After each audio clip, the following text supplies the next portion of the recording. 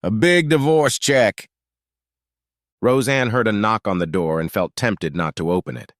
Raymond, her husband of 6 years, should have been home by now, and it pissed her off that the 20 centimeters of snow that had fallen earlier that morning while she'd been at work at the hospital hadn't been cleared away yet.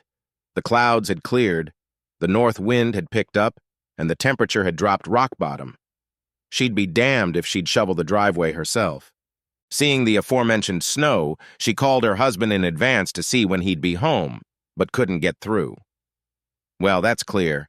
She thought it was so like him to try to get away from work. Asshole. At the hospital, she changed into jeans and planned to relax on Sunday after an early morning and a busy day in the various operating rooms and labor and delivery rooms, as anesthesiologists usually did. Since she had only been on staff for 18 months, she had to be on call on weekends.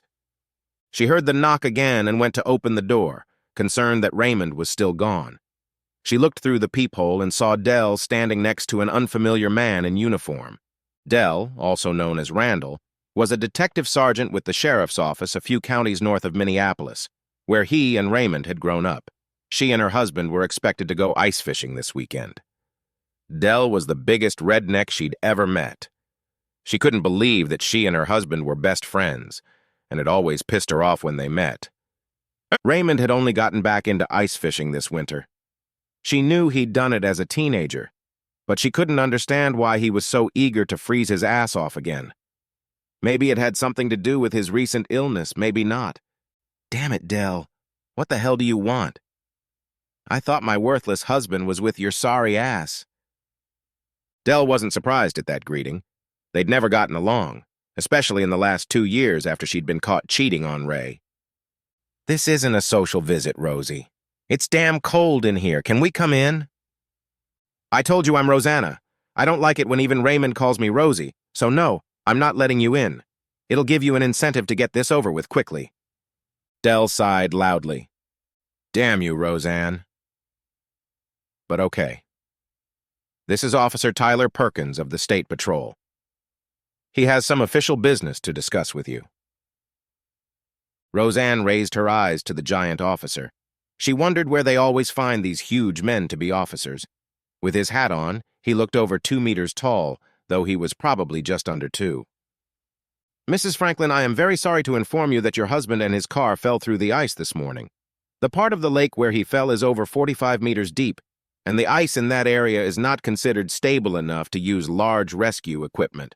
Current rescue efforts have been unsuccessful, and with him being there for so long, no one believes anyone else might still be alive. In a couple days, when the weather improves, we will try again to get the car and his body out. Here are some photos from the scene before the rescue crews showed up. The officer had a clipboard and flipped through some photos where she could clearly see Raymond's tent and camp stove standing next to a large hole in the ice that Raymond's SUV seemed to be too heavy for. There were also several photos of the dive team working with lightweight equipment they could have used to lift the SUV had they been able to find it earlier in the day. Roseanne said, "This is dumb shit. He doesn't even know how to fish properly. Now who's going to clear the damn snow off the driveway? I swear to God he can't even die right. Poor Samantha. I bet she wishes it was you with him." The officer was stunned to see that this woman was completely indifferent to her husband's death. Dell, on the other hand, was not surprised. The second honeymoon, after her mother convinced Raymond to take her back, didn't last long. For years, she'd been harpy toward Dell. I warned Ray not to drive too far. This winter wasn't that cold, so it wasn't safe to drive too far from the coast, but he kept trying his luck. Rosanna replied, "Maybe the headaches from his cancer became too unbearable, and he decided to jump out of his underwear and kill himself." Dell's face reflected surprise. "Did you know about the cancer?" "Of course I did," Roseanne replied. "That asshole couldn't hide anything from me. He thought he was keeping it a secret. But when I saw the $4,000 check to the hospital and discovered the CT scan of his little brain hidden in his office files, I knew. At least I found them in time to get a couple of different life insurance policies on his ass. Now, is there anything else you might need from me?" Dell shook his head, amazed at the woman's insolence. "Damn, that's cool, even for you, Rosie." "I'm Roseanne, asshole." The officer tried to take control of the situation. Ma'am, we'll have paperwork for you to sign tomorrow or the day after tomorrow. Hopefully we'll have the body out soon. I'm sorry for your loss.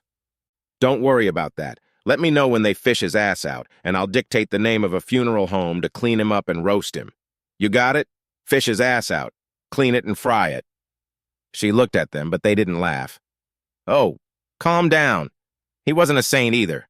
Have you told his mother yet? No, we're legally obliged to notify you first. Do you want to tell her yourself, or should we?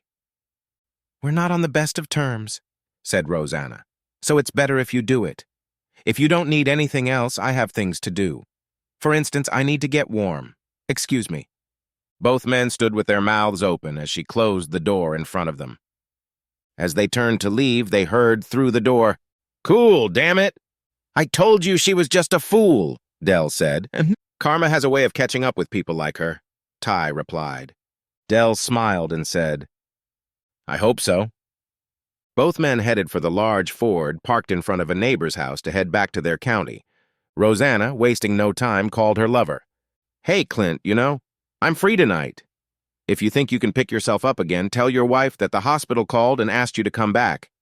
Dr. Clinton Williams, the surgeon, was always ready to have some fun with Roseanne, even though they had sneaked into the empty office earlier in the afternoon to do some quick business. "I thought your husband was coming back this afternoon.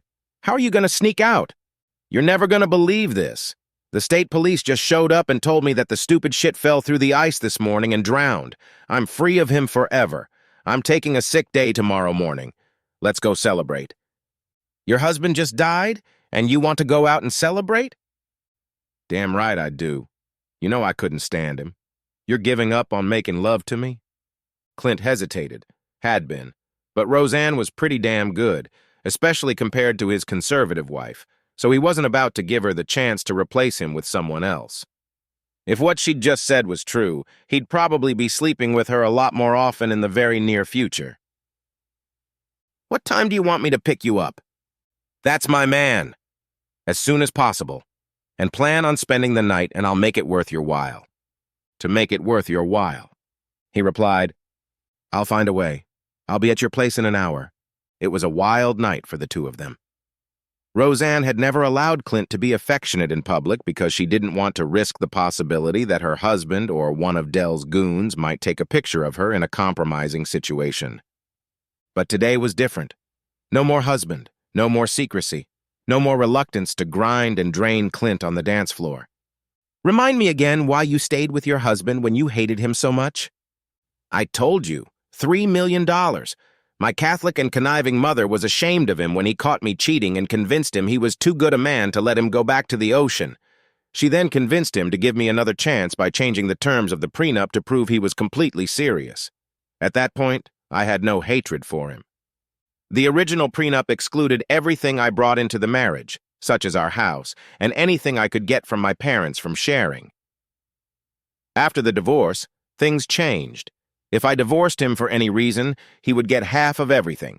However, if he divorced me, everything would be under the terms of the old prenup unless he had proof of infidelity, which is why you and I only had to make love in the hospital under very controlled conditions. Getting caught would be too expensive. If I caught him cheating, I went back to the terms of the old prenup, so I kept putting cheating girls on him, but he never bought it. As you know, my parents were surgeons at the Mayo Clinic, and they had about $6 million in assets and pensions when they died in that accident last year. I didn't want him to get even half that amount, so I stayed married to him until now. "I don't understand," Clint said. "If you cheated on him before, why did you stay married?" I just felt so bad. At 30, I'm too young to be a practicing anesthesiologist. I had never failed at anything in my life, so I wanted to prove to myself, my parents, and him that I could be a good wife. It wasn't until later that I realized I wasn't cut out for monogamy and should have used this as a chance to escape, but my mom talked me into staying married. Stupid, I know, and expensive, until today. "Give me a kiss, baby." After a fun night out on the town, she asked Clint to take her home where they continued to pleasure each other in the kitchen, the living room, and finally the bedroom. What kept her continuing to make love was the excitement of being free of Raymond. She did her best to get Clint hard again and again after each time. Exhausted, They lay down next to each other and fell into a blissful sleep. At 8 in the morning, after a morning of shower lovemaking, it was time for Clint to go home. They were still drying off when they heard the garage door open and a uniformed Dell and her presumed dead husband walked in. Dressed only in towels, Roseanne and Clint were shocked to see that Raymond was alive. Dell handed her a large manila paper envelope and said, "Roseanne Franklin, this is the official handout."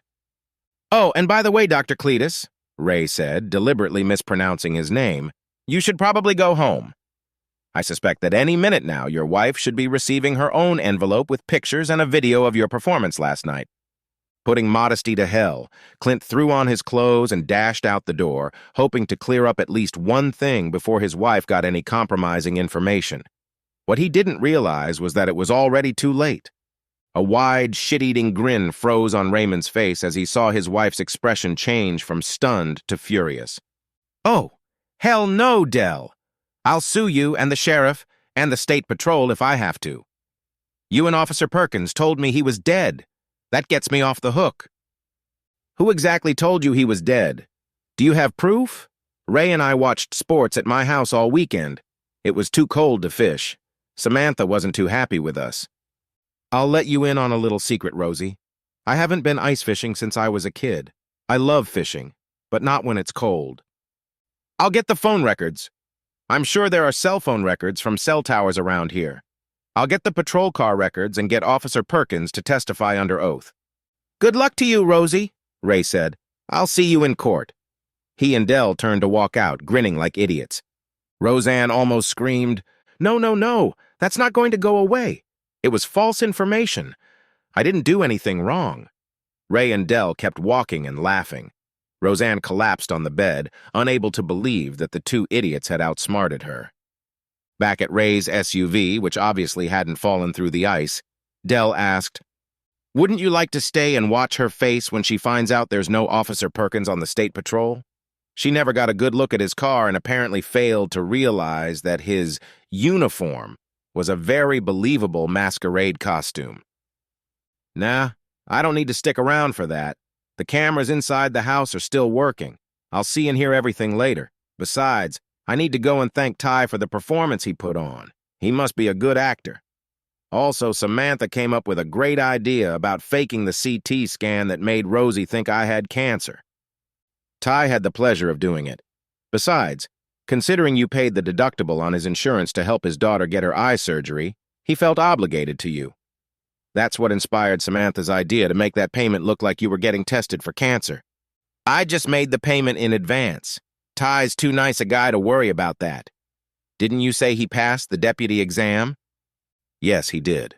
For the next 6 months, we got to find a place for him. Buying a tent that looked exactly like the one that fell through the ice with the SUV last year was a stroke of genius. If I didn't know for sure, I could have sworn it was your tent in that picture. It was pretty easy. She wanted to believe it was true, and she did." "Are you staying in Minneapolis or moving closer to home?" "Closer to home, I think. There are some nice places near St. Cloud that are only a half-hour away. Mom will be happy. Getting a big check from the divorce means I can start my own engineering company or just hire consultants on the side. Maybe as a thank you for helping me, I'll send you and Liz to Cancun for your anniversary. I'm surprised she's so interested in a beach vacation with her fair skin." "You're only mentioning Cancun because you're hoping she'll put in a good word with her pretty sister Angela. Good thing you're the detective and not Rosie. You can see what's coming. Thank God she couldn't. Take your time talking to Angela. I don't think I really feel like going on a date with anyone right now, but hopefully I'll be ready to meet Angela soon. I think you'll be surprised at how ready you are. In addition to the previous cheating, you suspected that she cheated on you again for over a year.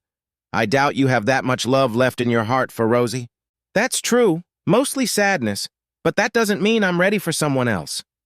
"I don't think it would be too hard to convince Angela to go to Cancun with me and Samantha. You should see Angela in a bikini. If you join us, you'll see her wearing one." The mental image of Angela in a bikini seemed quite pleasant to Ray. "Wouldn't their fair skin get sunburned?" Dell laughed. "I don't even know why we're so sure you're the smartest." Samantha, on the other hand, kept mentioning me giving her a massage while we sipped margaritas under some impressive gazebo, while she listened to the sound of the waves. Also, if she wants to sit in the sun, I'll be there to ensure that sunscreen is applied carefully and often. If we have Angela with us, it will be much better for her if you do the job rather than me or anyone else. Ray smiled, thinking about how tempting those two red-haired sisters were. The trip was starting to look interesting. Rosie had hired a lawyer and a private investigator to try to document that she had been deliberately deceived by the officers, giving her the opportunity to free herself. But Dell, Ray, and Ty had covered their tracks too well. Their phones had been checked, and they all had alibis for the time they were supposedly visiting Rosie. She couldn't find a single witness who had seen them at her house. Given the cold on that Sunday afternoon, everyone tried to stay indoors. In the end, she was forced to give over half of all her assets, including the inheritance from her parents, to Ray. She pondered whether to use the remainder to go after him, but decided it wasn't worth it. Dr. Clint's wife showed no such understanding. She immediately kicked her husband out of the house and told her father, who was on the hospital's board of directors. Rosie and Clint were suddenly fired and had to leave town to find work.